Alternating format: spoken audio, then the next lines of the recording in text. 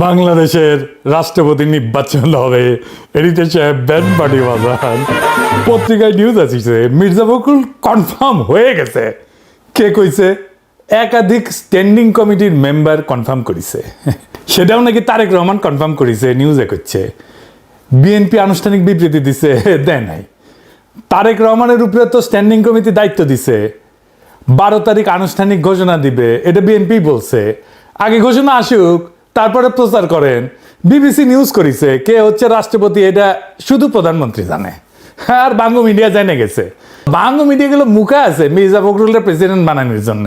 হয়তো তারেক রহমান এর মধ্যে ঠিক করে ফেলেছে, হয়তো হইতেও পারে যে মির্জা ফখরুলই ঠিক করেছে, কিন্তু এটা আপনি কনফার্ম হইতে পারেন না। তো বিএনপির মন্ত্রিসভায় কে আসতেছে এটা শপথ নেওয়ার আগে পর্যন্ত কেউ জানতো না, বিএনপিরও কেউ জানতো না।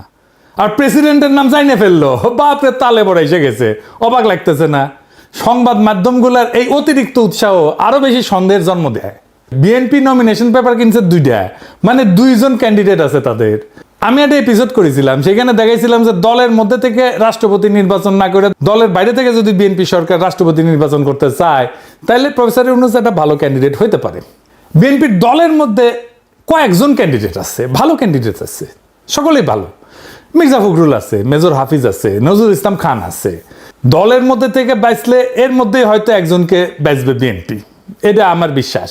কাকে বাঁচতে পারে বিএনপি আসেন একটা আলাপ করে দেখতে পারে। এর পাশাপাশি জামাতের নমিনেশন দিছে একজনকে, এর মধ্যেই অলি আহমেদকে। এটা কেমন হইলো পলিটিক্যালি সেটাও আলাপ করা যাইতে পারে, কারণ রাষ্ট্রপতি পদটা আমাদের জন্য গুরুত্বপূর্ণ, আমাদের এটা আলোচনা করা দরকার আছে। আসেন আল্লাহর নামে শুরু করি। প্রথমে আসি মির্জা ফখরুল ইসলাম প্রসঙ্গে। মির্জা ফখরুল ইসলামের পজিটিভ দিক হইতেছে উনি খালেদা জিয়ার সাথে রাজনীতি করেছেন। তিনি বিএনপির মহাসচিবের দায়িত্ব পালন করছেন দীর্ঘ সময় ধইরা। একজন শিক্ষিত, সুদর্শন, এলিট, ছাত্র ইউনিয়ন করা ব্যাকগ্রাউন্ড, মানে তার লেফট ব্যাকগ্রাউন্ড আছে, মানে বুঝছেন তো। বাংলাদেশের এলিটরা ঠিক যেরকম প্রেসিডেন্ট চায় সেই রকম একজন ব্যক্তি। আসিফ নজরুল তো বলছে মির্জা ফখরুল প্রেসিডেন্ট হইলে সবচেয়ে ভালো হয়। ফোনদের আলো দিল স্টারও তাইলে এটাই চায়, কারণ আসিফ নজরুল যেটা বলে সেটা ফোনদের আলো দিল স্টারের কথা। যাই হোক, মির্জা ফখরুলের প্রেসিডেন্ট হয়ে গেলে বেশ কয়েকটা ঝামেলা পোহাইতে হবে বিএনপিরে। কি কি ঝামেলা? প্রথম ঝামেলা, মহাসচিব কে হবে? একজন মহাসচিব তো বের করতে হবে, উনি তো আর মহাসচিব থাকতে পারবে না। পদাধিকার বলে রিজভী ভাইয়ের হওয়ার কথা, কারণ তিনি একমাত্র সিনিয়র যুগ্ম মহাসচিব। রিজভী ভাইকে নমিনেশনই দেয় নাই, ওনাদের মহাসচিব বানানো খুবই কঠিন সিদ্ধান্ত হবে বিএনপির জন্য। তার উপরে আছে বয়স্ক আর ইয়াংদের একটা দ্বন্দ্ব আছে বিএনপির মধ্যে। ম্যাডাম গ্রুপ আর ভাইয়া গ্রুপের মধ্যে কে হবে, কোন গ্রুপ থেকে মহাসচিব হবে, স্থানীয় সরকার মন্ত্রণালয় কাকে দেওয়া হবে, এটা দলের মহাসচিব পায় সঙ্গত কারণেই। তাই মির্জা ফখরুলকে প্রেসিডেন্ট বানাইলে অনেকগুলো গুরুত্বপূর্ণ প্রশ্নের সলিড অ্যান্সার লাগবে। মহাসচিব বানানো নিয়ে তো মহাগ্যাঞ্জাম লাগবে দলের মধ্যে। দলের একটা স্ট্যাটাস কো আছে না, এটা মারাত্মকভাবে ব্যাহত হবে মির্জা ফখরুল যদি প্রেসিডেন্ট হয়ে যায়। মির্জা ফখরুল এলিটের পছন্দ, কিন্তু গণমানুষের মধ্যে জনপ্রিয় না। আমি এটা ভোট করেছিলাম, দেখেছেন তো আগে। এইটা সাহেব দেখান একটু আগেও দেখেছিলাম। প্রেসিডেন্ট হিসেবে মেজর হাফিজ পাইছেন ৭৫,০০০-এর বেশি ভোট, আর মির্জা ফখরুল পাইছে ৯৫,০০০ ভোট মাত্র। মানে বুঝেছেন তো মির্জা ফখরুল কত অজনপ্রিয় নেতা সাধারণ মানুষের মধ্যে। মির্জা ফখরুল সংগঠনের সাধারণ সম্পাদক থাকার টাইমে সংগঠনের কাজ করেন নাই, লুকায় লুকায় থাকছেন, কোনো সিদ্ধান্ত নেয়নি যখন চূড়ান্ত আন্দোলন হইতেছিল, কর্মীদের সাথে যোগাযোগ রাখতেন না। এটা খুবই সাধারণ অভিযোগ ছিল। শুধু তাই না, শমশের মবিন চৌধুরীর সাথে তারেক রহমানের একটা ফোন কল লিক হয়েছিল প্রায় 12 বছর আগে। তখন বিএনপি মাঠে খিচ্ছে আন্দোলন করিচ্ছে, তখন তারেক রহমান কি বলেছিল মির্জা ফখরুলের নিয়ে শুনেন। এটা হয়তো আজকালকার চ্যানেলম্যানরা জানে না, শুনেন। এটা সাহেব শোনান, এটা আমার কথা না, এটা খোদ তারেক রহমানের কথা। তারেক রহমানের মূল্যায়ন মির্জা ফখরুলের নিয়ে শোনান। সমঝোতা হচ্ছে পর্দার আড়ালে। হ্যাঁ, পর্দার আড়ালে সমঝোতা হচ্ছে, এবং সমঝোতা হয়ে গেলে আস্তে আস্তে ছাড়া হবে। হঠাৎ কিছু হয়ে যেতে পারে। হ্যাঁ, তো সমঝোতাতে কারা করছে? ওরা ওদের নিজেদের মতো সমঝোতা করছে। মানে আমাদের কারোর সাথে কি কথা বলছে? আপনি কি জানেন এরকম কিছু? আমার জানার মতো কারোর সাথে কথা বলছে না। আজকে তো আলমগীর বাইরে গিয়েছে, তারা ময়নের চার্জ দিয়ে দিয়েছে। সেটা তো দিতে হবে, কোন ইন্ডাস্ট্রি ছাড়া দিলে সেটা। কিন্তু উনি এইভাবে মানে হাইড অ্যান্ড সিক করছে কেন? পলিটিক্যাল লিডার একজন, পলিটিশিয়ান, তাই না? আলমগীর সাহেব, এটা আমরা একটু পরে যাবো। ম্যাডাম এখানে জন্য বসে আছি, তো এটা কি আলাপ আলাপ talk to your mother about it? ওনার ওখানে কথা বলে তো অনেক সমস্যা আছে ফোনে, তো ডিটেল বলা মুশকিল, কিন্তু কথা হচ্ছে এরকম হাইড অ্যান্ড সিক করে তো বরঞ্চ এটা রিপারকেশন তো একটু খারাপই হচ্ছে। এটা তো বলা হয়েছে ম্যাডামকে কয়েকবার, কিন্তু বুঝলাম না, এটা তো ম্যাডাম ইনস্ট্রাকশনেই বুঝে হচ্ছে, আমি যতটুকু বুঝি আর কি। ঠিক আছে, আমার মনে হয় না এরকম কোনো কি বোঝাচ্ছে। সে যদি পালিয়ে থাকে, সে আন্দোলনেও নেতৃত্ব দিতে পারবে না, কোন রকম কথা বলতে পারবে না, সে তো চুপ করে হাইড অ্যান্ড সিকই আছে, তো লাভটা কি হচ্ছে? তাদের আরো খারাপ হচ্ছে। তো ডিস্ট্রিক্টের নেতারা কর্মীরা ওরা মার খাচ্ছে আর উনি পালিয়েছে, তো লাভটা কি হচ্ছে তাহলে? মানে এটার বেনিফিটটা কি হচ্ছে? কোনো বেনিফিটটা হচ্ছে না। হ্যাঁ, এই প্রশ্নটা অবশ্য অনেকেই করছে এবং আমি ম্যাডামকেও 2-3 বার করেছি। ম্যাডামের একটা কথা হলো যে যদি ওরা ধরা পড়ে যায়, এদেরকে ধরে ফেলে, তাহলে কাজ করবে কে মাঠে? তাহলে কাকে দিয়ে আমি কাজ করাবো? উনি কি খুব একটা কাজ করছে? উনি কি খুব একটা কাজ করতে পারছেন? কোন ইনস্ট্রাকশন দিচ্ছে? কোন ডিস্ট্রিক্টেই তো কথা বলছে না, কিছু হচ্ছে না, কোন কারো খোঁজ খবরও হচ্ছে না। লাভ হচ্ছে কি? ডিফিকাল্ট টু ফাইন্ড হিম, মানে no one is able to talk to him. উনি যেই চার্জে আছে সেটার জন্য উনি যে ডিসিশন দিবে বা ইনস্ট্রাকশন দিবে সেগুলো তো হচ্ছে না। তো what's the use of hide and seek? শুনিছেন, এর বাইরেও একটা ব্যাপার আছে। প্রেসিডেন্ট পদটা একটা ফাদার লাইক ফিগার, এটা হইতে হয়, ঐক্যের প্রতীক হইতে হয়, এমন মানুষ হইতে হয় যারে বিরোধী দল আস্থায় নেবে। এই পজিশনটারই দরকার হয় সংকটের টাইমে। মির্জা ফখরুল তো বর্তমান বিরোধী দলের উপরে খড়গহস্ত। দেখেন, বলছে ভোট হইলে জামাতের অস্তিত্বই থাকবে না, এনসিপি তো ভোটই পাবে না। হ্যাঁ, এটা অত্যন্ত আক্রমণাত্মক ভবিষ্যৎবাণী। তো উনি তো একটা ইউনিফাইং ফিগার হইতে পারেন না। এখন যদি বিএনপি বানাইতেই পারে। ওনার আর কিছু নাই দেখাইলাম। তারেক রহমানের যে মূল্যায়ন শুনেছেন ওটাই এনাফ। আওয়ামী লীগের জন্য তো ওনার মন কান্দে। উনি বলেন ধানের শীষ আওয়ামী লীগের পাশে আছে, নৌকার পাশে আছে, তাই না? শুনেন, এইটা সে আবার শুনেন। এখন আমাদের যারা এখানে নৌকা পড়তেন সারা বাংলাদেশে, তারা তো একটু অসহায় অবস্থায় আছে, যে আমাদের মূল লক্ষ্যে পালাই গেছে, আমরা এখন কি করবো? তো সেই জায়গায় আমি আপনাদেরকে এইটুকু আশ্বাস দিতে পারি যে আপনাকে হতাশ হবেন না, ধানের শীষ আপনাদের পাশে আছে, আমরা আপনাদের পাশে আছি। আমরা বেঁচে থাকতে আপনাদের গায়ে কেউ ফুলের টোকাও দিতে পারবে না। শুনেছেন? শুধু তাই না, মুজিবের জন্য ওনার পরাণ কান্দে। দেখেন, আমার খুব খারাপ লেগেছে যখন আমি দেখেছি বিজয় সরণের সামনে শেখ মুজিবুর রহমানের যে মূর্তিটা ছিল, দেখি অসংখ্য মানুষ সেই মূর্তিকে দড়ি বেঁধে টেনে ইঁচড়ে ফেলে দিচ্ছে। খারাপ লেগেছে কেন? যে তিনি তো আমাদের নেতা ছিলেন, তাই না? স্বাধীনতা যুদ্ধের সময় তো তার বিরাট ভূমিকা ছিল। এই লোকটাকে এই হাসিনা কত ছোট করে ফেললো যে আজকে তারও মূর্তি নামিয়ে ফেলতে, তার জন্য সম্পূর্ণভাবে হাসিনা দায়ী। শুনেছেন? খুব ব্যথা পেয়েছেন উনি। হাসিনার জন্য শরীয়দ্দির বডিগার্ডের সমস্যা হইতেছে, তাই উনি দুঃখ একেবারে পরাণ পাগল পাড়া হয়ে গেছে। ওরে আমার দুঃখ রে, ওরে আমার মনে বড় দুঃখ রে, দুঃখ আমার মনে রে। যাই হোক, বিএনপির আর এক ক্যান্ডিডেট হতে পারে মেজর হাফিজ। উনি বর্তমানে রাষ্ট্রপতির দায়িত্ব আছেন, জিয়ার সাথে সেনাবাহিনীতে ছিলেন। মেজর হাফিজ পাকিস্তান আর্মিতে কমিশন পান, কাকুলে ওনার ট্রেনিং হয় এবং ওনার ট্রেনার ছিলেন স্বয়ং জিয়াউর রহমান। 1971-এ যুদ্ধ করেন বাংলাদেশের স্বাধীনতার জন্য, পরে সেনাবাহিনীতে যোগ দেন। তিনি জিয়াউর রহমানের পিএসও ছিলেন, মানে বুঝেন কতখানি সম্পর্ক। মেজর হাফিজের ভাষ্য মতে জিয়াউর রহমান 1974-এ ওনার বার্ষিক গোপনীয় প্রতিবেদনে, যেটাকে এসিআর বলে, সেইখানে মেজর হাফিজকে সেনাবাহিনীর সর্বোচ্চ দায়িত্ব পালনের উপযোগী করে গড়ে তোলার কথা লিখেছিলেন। ওনারা প্রেসিডেন্ট করলে শুধু একজনকে স্পিকার নিয়োগ দিতে হবে, তাই তো? ইন্টারনাল যে স্ট্যাটাস কো, এটা নষ্ট হবে না। বিএনপির খন্দকার মোশাররফ হোসেন স্পিকার হইতে পারেন। ওনার সভাপতিত্বে এই সংসদ যাত্রা শুরু করেছিল, তো জানেন তো, যেটা বলে স্ট্যাটাস কো, এটা তাহলে নষ্ট হয় না। মেজর হাফিজ সাধারণ মানুষের মধ্যে জনপ্রিয়, তার স্পিকারকালীন সময় তার ইমেজ আরো বাড়িয়েছে। দেখেন, প্রেসিডেন্ট হিসাবে তার বক্তব্য শুনুন। কোন জাতি এত সাহসী? আমরা সেই জাতি, তাদেরকে নিয়ে আমরা গর্ববোধ করি। পৃথিবীতে অনেক রাষ্ট্র আছে, তাদের এরকম নাগরিক নাই যে উদ্ধত সঙ্গীনের সামনে দুহাত তুলি আবু সাইদের মতো দাঁড়াতে পারবে। শুনেছেন? এবার শুনেন মুজিব সম্পর্কে তার মূল্যায়ন শুনেন। প্রথম প্রধানমন্ত্রী তাজউদ্দিন সাহেব, আওয়ামী লীগের সাধারণ সম্পাদক, তিনি শেখ মুজিবুর রহমানের কাছে গিয়েছেন, গিয়ে বলেছেন যে পাকিস্তানের আক্রমণ করতে যাচ্ছে, দেশের মানুষ স্বাধীনতা চায়, এখনো সময় আছে, আপনি স্বাধীনতা ঘোষণা করুন। শেখ মুজিবুর রহমান সাহেব বললেন যে না, আমি বিচ্ছিন্নতাবাদী হতে পারি না, পাকিস্তান ভাঙাতে আমার কোনো অবদান থাকুক এটি আমি চাই না। সুতরাং স্বাধীনতা ঘোষণা আমি দেব না। স্বাধীনতা ঘোষণা দেননি, পাকিস্তানের এক ক্র্যাকডাউন চালালো, লক্ষ লক্ষ মানুষ ঘর বাড়ি ছেড়ে উদ্ভ্রান্ত হয়ে পালিয়ে যাচ্ছে, গ্রাম থেকে গ্রামান্তরে পালিয়ে বেড়াচ্ছে। পাক বাহিনী মেশিন গান, মোটর, কামান দিয়ে নিরীহ মানুষ গুলি করে হত্যা করছে।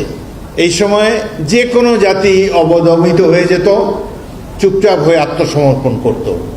এমনই এক মহেন্দ্রক্ষণে জনগণের পক্ষে মা বোনদের ইজ্জত রক্ষার জন্যে, দেশের মানুষের জীবন রক্ষার জন্যে বিপুল প্রতিরোধ গড়ে তুলেছে ইস্ট বেঙ্গল রেজিমেন্ট।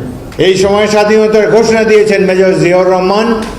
এটি হলো প্রকৃত সত্য। শুনিছেন, তার একটা অভিভাবক সুলভ ইমেজ দাঁড়ায় গেছে। বিরোধী দলের মধ্যেও তার ইমেজ খুবই ভালো, খুবই পছন্দ করে। সংসদে তো সারি উনি যা দেন সেটা সরকারি দলের লোকদেরকেই দেন। এই যে দেখেন, পার্থরে ইসলামী ব্যাংক প্রসঙ্গে সে জারি দিছিল, কঠিন জারি দিছিল। হ্যাঁ, এটা উনি আপনার কাছ থেকে কেন জানতে চাইলেন? আপনি তো ইসলামী ব্যাংকের কিছু না। না, আমার আগের বক্তব্যে এই ব্যাপারটা ছিল, যেহেতু উনি রেফার করেছেন তাই, যেটা একটা ভুল মেসেজ যায় আর কি। আমার ধারণা যে কেউ চাকরি করতে পারে ইসলামী ব্যাংকে, তবে যেহেতু ইসলামী ব্যাংকের কথা ইসলামের একটা অংশ এবং রিবাকে হারাম করা হয়েছে কোরআনে, আই এম শিওর যারা বোর্ডে বসবে তারা ইসলামিক ভ্যালুটা আপহোল্ড করবে, এবং আমার ধারণা ওখানে মনে হয় না কোনো নন মুসলিমের স্থান ওখানে থাকবে, আমার ধারণা যেটা। আমি লক্ষ্য করেছি এই সংসদে অনেক অনুমান নির্ভর কথাবার্তা হয়। বাবু গয়েশ্বরচন্দ্র রায় আপনাকে রেফার করার কোনো কিছুই না, আপনি ইসলামী ব্যাংকের কোনো কর্মকর্তা না, ইসলামী ব্যাংক সম্বন্ধে কোনো ধারণা নাই। এই ব্যাপারে ইসলামী ব্যাংকের গভর্নিং বডির কেউ যদি এখানে থাকে, উনি দাঁড়িয়ে হয়তো বলতে পারতেন, যার এই ব্যাংক পরিচালনা সম্পর্কে যার অভিজ্ঞতা আছে। আর যে বিষয়টা অত্যন্ত সেন্সিটিভ, এটা কমিউনাল ইস্যু এখানে রেজ করা হয়েছে। দেখেছেন হাসিনারে কি বলে? দেখেন, আছেন দেখেন, সেটা প্রেসিডেন্ট হয়ে বলতেছে, কিন্তু এইটা দেখেন, শুনেন। আমরা অপেক্ষা করে আছি, আসেন দেশে, দেশে আছেন, দেখা হবে ইনশাল্লাহ রাজপথে। 27 বছর বয়সে মুক্তিযুদ্ধ করেছি, এখন 82 বছর বয়সে আরেকটা করব বাংলাদেশের জন্য। বাংলাদেশের জনগণের শাসন, গণতন্ত্র চিরস্থায়ী করে যাব আমরা। দেখেছেন ভারত হাসিনারে আশ্রয় দিছে, এটা নিয়ে উনি কি বলছেন শুনেন। ভারতকে ধন্যবাদ যে তারা শেখ হাসিনাকে আশ্রয় দিয়েছে। শেখ হাসিনা এবং আওয়ামী লীগেরা যে এত বড় ভারতের দালাল, দেশের শত্রু, আশ্রয় না দিলে তো আমরা বুঝতে পারতাম না। সুতরাং এই আওয়ামী লীগের ফেরত আসার কোনো সম্ভাবনা আমি দেখি না। আগামী 20 বছরে তারা দেশে আসবে, নির্বাচন করে আবার রাষ্ট্র ক্ষমতায় যাবে, এটি কোনো রকমই সম্ভব না। আবার প্রতিবেশী রাষ্ট্র পেশি শক্তি ধরে তাদের বসিয়ে দিবে, কিংবা কোনো একটা সামরিক বাহিনী তাদেরকে বসিয়ে দিবে, এটাও সম্ভব না। আমাদের আস্থা রাখতে হবে জনগণের শক্তির উপরে। আমরা অনেক ভাগ্যবান, 71-এ বীর শ্রেষ্ঠদেরকে দেখেছি, আর 2024 সালে আবু সাইদকে দেখেছি। শুনেছেন ভারতের কিছু কিছু পলিটিশিয়ান এই কইছে বাংলাদেশকে দখল করে নেব। মিডিয়া তো একেবারে যে ময়ূক টয়ুক আছে না, রিপাবলিক টিভি ইত্যাদি, কি আছে না, ওগুলো তো কয়। তখন উনি কি বলছিলেন এই যে বাংলাদেশ দখল করে নেওয়া প্রসঙ্গে, শুনেন। ভারত কেন, আমেরিকাও এসে কোনোদিন বাংলাদেশ দখল করতে পারবে না। Come and try. অত্যন্ত দুঃখ লাগে, আমার দেশে পতাকা পড়ানোর তুমি কে? What have you done? শুনেছেন 1971-এ ভারত সাহায্য করেছে, অনেকে তো কাইটা পড়ে যায় যারা মুক্তিযুদ্ধ করে, কিন্তু উনি একজন খেতাবপ্রাপ্ত মুক্তিযোদ্ধা হওয়া সত্ত্বেও উনি কি বলছেন দেখেন ভারত প্রসঙ্গে। ভারতীয় সরকার আমাদের বন্ধু ছিল 71 সালে, কিন্তু স্বাধীনতার পর থেকেই আমরা লক্ষ্য করেছি তারা 71-এ তারা আমাদের জন্য যে সাহায্য সহযোগিতা করেছে সেটি উদ্ধার করার জন্য অতি ব্যস্ত। বাংলাদেশের প্রত্যেকটি ক্ষেত্রে তারা হস্তক্ষেপ করেছে। রামপাল বিদ্যুৎ কেন্দ্র থেকে শুরু করে দেশের ভিতর দিয়ে ট্রানজিট এবং অন্যান্য প্রত্যেকটি প্রকল্পে বাংলাদেশের নতজানু সরকার, আওয়ামী লীগের সরকার, শেখ হাসিনার সরকার বাংলাদেশের মানুষের স্বার্থ জলাঞ্জলি দিয়ে তারা এই দেশকে ভারতের একটি কলোনি বানিয়ে দিয়েছিল। দেশের জনগণকে বাধ্য হয়ে দীর্ঘদিন সংগ্রাম করে এই মাফিয়া সরকারকে অপসারিত করা হচ্ছে। শুনেছেন মমতা ব্যানার্জি এটা খুব মারাত্মক বাজে কথা বলছিল, আমরা কিছু বলি নাই উনারে, যাই হোক, কিন্তু উনি ছাড়েন নাই। বাংলাদেশের সংখ্যালঘুদের উদ্ধারের জন্য মমতা একটা উক্তি করছিল, সেটার বিরুদ্ধে কি বলছিলেন উনি, এটা শুনেন। মমতা ব্যানার্জিকে ভালোই মনে করতাম, সৎ, ভালো মহিলা, সাদাসিধা চাল চলন। তিনি পর্যন্ত বলেছেন শান্তিরক্ষী বাহিনীকে আমন্ত্রণ জানাতে চান বাংলাদেশের সংখ্যালঘুদের রক্ষা করার জন্য। কত বড় মিথ্যাচার! আমরা প্রত্যেকটি বাংলাদেশি নাগরিককে সামরিক ট্রেনিং দিয়ে প্রস্তুত করব যুদ্ধের জন্য। শুনেছেন? তারপরে ধরেন আমাদের পানির ন্যায্য হিস্সা ভারতের প্রসঙ্গে কি একটা স্পষ্ট পলিটিক্যাল স্ট্যান্ড উনি নিছিলেন, শোনেন। 54টা নদী ভারতের মধ্যে দিয়ে প্রবাহিত হয়ে বাংলাদেশে প্রবেশ করেছে। প্রত্যেকটি নদীতে অন্যায়ভাবে ভারত সেখানে বাঁধ নির্মাণ করেছে, যে বাঁধ নির্মাণের ফলে আমাদের কৃষক ন্যায্য পানি পাচ্ছে না। আমি পানি সম্পদ মন্ত্রী হিসাবে সবসময় বাংলাদেশের মানুষের ন্যায্য দাবি বলিষ্ঠভাবে তুলে ধরেছি। তাদেরকে বলেছি, আপনারা পরিবেশের ক্ষতি করছেন, বাংলাদেশের কৃষকদের ক্ষতি করছেন, সুতরাং অবিলম্বে প্রত্যেকটা নদীতে আমরা প্রত্যেকটা অভিন্ন নদীর পানি ভাগাভাগির জন্য আমি উদ্যোগ গ্রহণ করেছিলাম। তিস্তা নদীর পানি ভাগাভাগির জন্য আমরা একটা সিদ্ধান্ত উপনীত হয়েছিলাম। শুনেছেন? মানে আমি উনার যত ক্লিপ দেখতেছি, আমি দেখতেছি উনি খালি পজিটিভ কথা, পজিটিভ আমাদের কথাই বলতেছেন। মনে হচ্ছে আমাদের মাউথ পিস হিসেবে উনি কথা বলতেছেন। ওনার দুইটা নেগেটিভ পয়েন্ট তা আছে, একটা খালিদ মোশাররফের সাথে উনি কু করতে যাওয়া, আর 1/11-এর টাইমে বিএনপি ভাঙতে যাওয়া। তো উনি আপনার ইমেজ যে লেভেলে পুনরুদ্ধার করছেন সেটা অবিশ্বাস্য। আমার মতে উনি একটা ইউনিফাইং ক্যারেক্টার হইতে পারেন। আমার ব্যক্তিগতভাবে ডিপ রেসপেক্ট আছে এই লোকটার প্রতি, আমি এটা লুকায়ও না। উনি প্রেসিডেন্ট হইলে আমি খুশি হব ব্যক্তিগতভাবে, কারণ উনি একজন প্রেসিডেন্ট ম্যাটেরিয়াল বাংলাদেশের জন্য। এইবার আসেন জামাতের রাষ্ট্রপতি ক্যান্ডিডেট প্রসঙ্গে একটা আলাপ করি। আমরা তো সবাই জানি যে জামাতের প্রার্থী জিতবে না। তো এই মনোনয়নটা একটা প্রতীকী মনোনয়ন যে আমরা কেমন ধরনের লোককে রাষ্ট্রপতি পদে চাইতেছি, কেমন ধরনের লোককে রাষ্ট্রপতি পদে মনোনয়ন দিলাম। তাহলে এমন একজনকে দেওয়া দরকার যে জামাত এনসিপির ইমেজ বাড়াবে, তাই না? কিন্তু দিল কাকে? অলি আহমেদকে। আসেন অলি আহমেদের একটা বক্তৃতা দেখি চট্টগ্রামে। রাজাকার এবং স্বৈরাচার বেগম খালেদা জিয়া মাত্র 1/3 জনগণের প্রতিনিধিত্ব করে, সুতরাং 2/3 প্রতিনিধিত্বকে বাদ দিয়ে আপনারা কখনোই আজউদ্দিনের নেতৃত্বে কাজ করতে পারেন না। আর বিএনপিতে চলে গেলে জিরো হয়।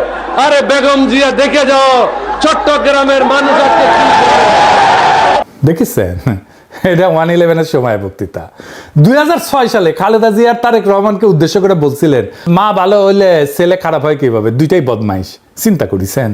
মুখের লাগাম নাই তো তার। এমন একটা মানুষকে, আজ ধরা টাইপের মানুষকে প্রেসিডেন্ট ক্যান্ডিডেট করছে জামাত এনসিপি। সে নাকি প্রথম চট্টগ্রামে বিদ্রোহ করেছিল, সেটাও সে কয়। মুক্তিযুদ্ধের সময় ক্যাপ্টেন অলি আহমদ হিসাবে সর্বপ্রথম পাকিস্তানের বিরুদ্ধে বিদ্রোহ করেছিলাম। চট্টগ্রাম সেনানিবাসে গোলাগুলি শুরু হয়েছে, 8ম বেঙ্গল সেনাদেরকে নিয়ে আমি বিদ্রোহ করি। মুক্তিযোদ্ধা তাই 7 খুন মাপ। জামাতের 71 নিয়ে একটা হীনমন্যতা আছে, তাই মুক্তিযোদ্ধা দেখলে ক্যাট হয়ে পড়েছে। সাতক্ষীরা একটা মুক্তিযোদ্ধা এমপি কি পরিমাণে বেইজ্জত হইল না, তাও শিক্ষা হয় নাই ওদের। তারা যদি একজন নন পার্টিজান কাউরে নমিনেশন দিত তাহলে সেটা পলিটিক্যালি ইউজ করতে পারতো। ধরেন সে যদি দিলারা আপারে দিত, তাহলে পরে নারী নেতৃত্ব নিয়ে প্রশ্ন করলে বলতে পারতো, আরে আমরা তো আমাদের প্রেসিডেন্ট ক্যান্ডিডেট করছিলাম একজন নারীকে, আপনারা কি বলেন এই সমস্ত কথা। নন পার্টিজান কাউরে করলে বিএনপির উপরে একটা চাপ সৃষ্টি হইতো যে বিএনপিও তাহলে একটা নন পার্টিজান কাউরে নমিনেশন দিক। কইতো যে দেখো আমরা তো দলের কাউরে দেই নাই, তোমরা কেন দাও না, তোমরা দলের বাইরে দাও। বদিউল আলম মজুমদারের করতে পারতো, মাহমুদুর রহমানের করতে পারতো। কেউ রাজি না হইলেও লাভ হইতো, তখন করুণ মুখ করে মিডিয়ারে কইতো আমরা তো বলছিলাম, প্রস্তাব করছিলাম, আমাদের প্রস্তাব না বুঝছেন, ওনারা কেউ গ্রহণ করলো না। এতো মানুষের সমবেদনা পাইতো। মানুষ বঞ্চিত পরাজিত মানুষকে ভালোবাসে, বিজয়ীকে ভয় করে প্রকাশ্যে, কিন্তু ভালোবাসে পরাজিতকে, বঞ্চিতকে। আমি মাইরা ফাটায় ফেলছি, আমি মাইরা ফাটায় ফেলছি, এটা যদি কেউ বলে দিকে ভয় পাবে, পিঠ চাপড়ায় দেবে, কিন্তু কেউ তারা ভালোবাসবে না।